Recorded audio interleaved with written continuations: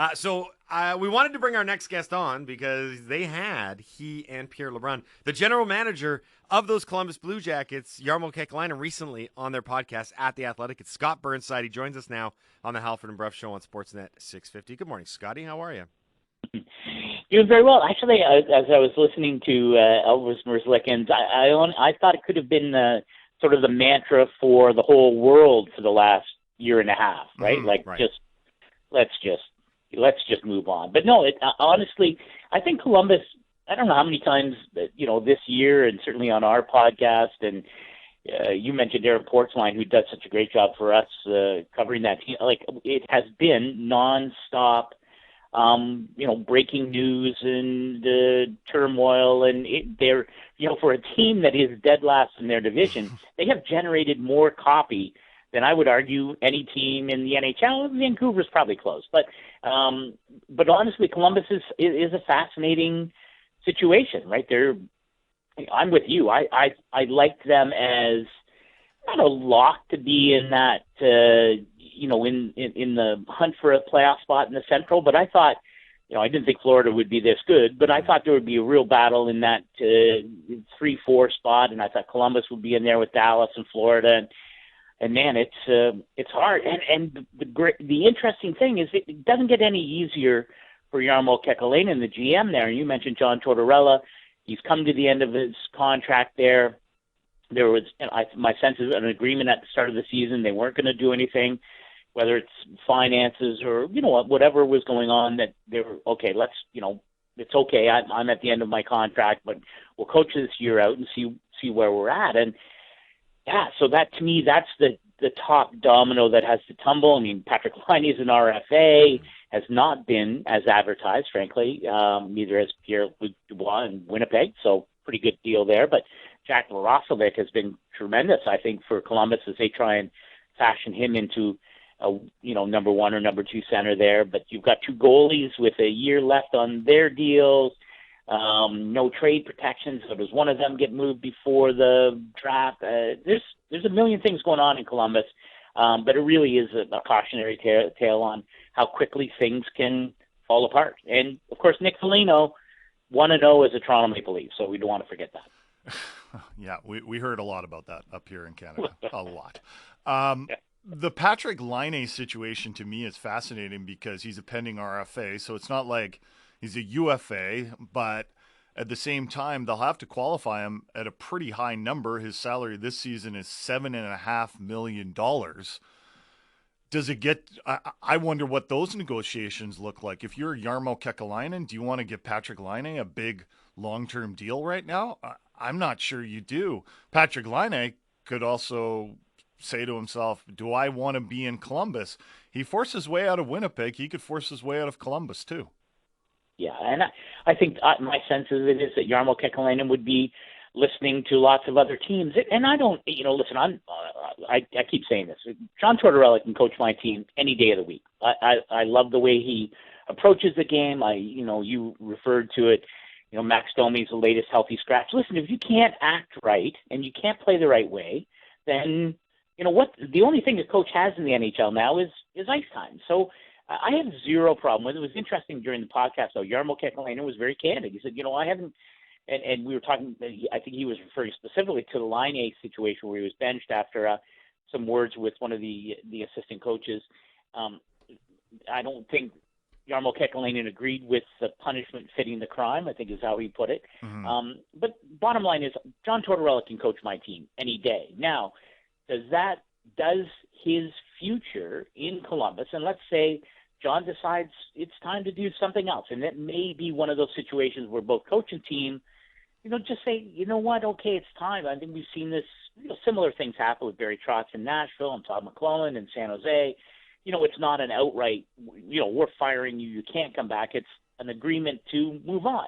And maybe that happens there. And does that change Patrick Laine's view of things? Does it change how Jarmo Kekalainen believes that Patrick Laine may fit in that team moving forward?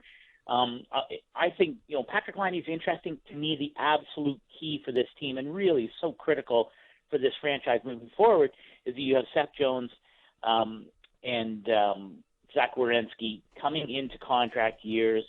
So Werenski will be an RFA at the end of next year. I'm looking at the cap friendly, and of course Seth Jones will be an UFA at the end of next season. Both those guys, to me, you have to, and I think Jarmo Kekalainen feels the same thing. You have to lock them up, or if you don't, then you have to make some hard decisions. And we go back to the year where we knew at the outset that Sergei Bobrovsky and Artemi Panarin were not going to stay in Columbus. Now, it worked out, right? It knocked off Tampa. Jarmo Kekalainen pushed the chips in. They rushed to the playoffs.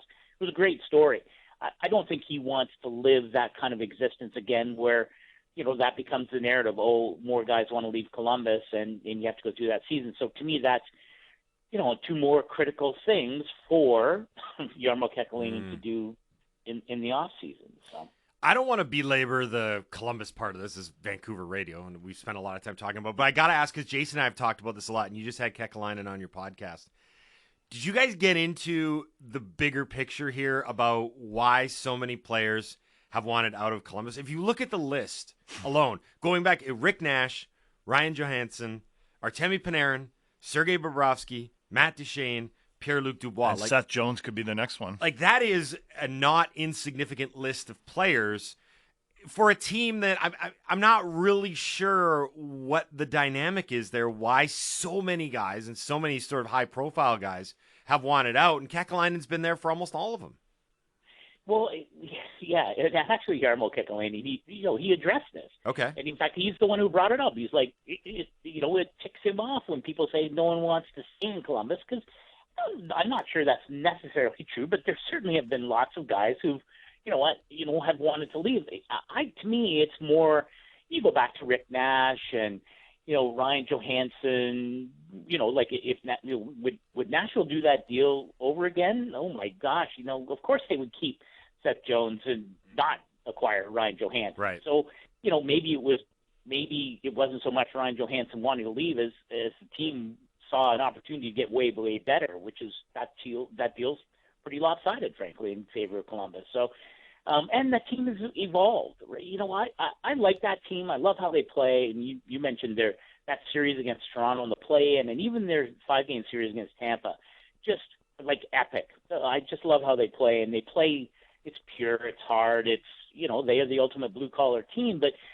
And I don't understand the whole Columbus thing. I like Columbus. It's a nice town. They've got good restaurants, lots of great walking places. It's the only pro game in town. It's a little sleepy. It's a little sleepy. Yeah, okay. Well, what's sleepier than? Well, I don't know. Pick a team. I don't know. Remember back in the day, no one wanted to go to Pittsburgh. I love the Pittsburgh's a great town. It's a great town. Yeah. And I think there's lots to like about Columbus too.